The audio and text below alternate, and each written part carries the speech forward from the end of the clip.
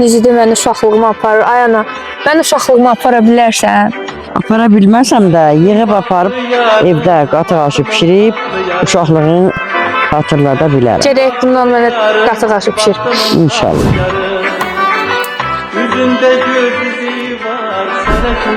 Qatıq aşını pişirmək üçün bax, həyatdan yığdığımız keşniş, çöldən yığdığımız çoban kirmidir, çöl keşnişi, ev yumurtası, düyü, unluca.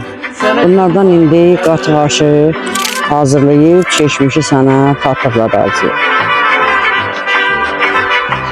Samavara odun salacaq. Başlayalım. Lələnin harayından, el yakma sarayından.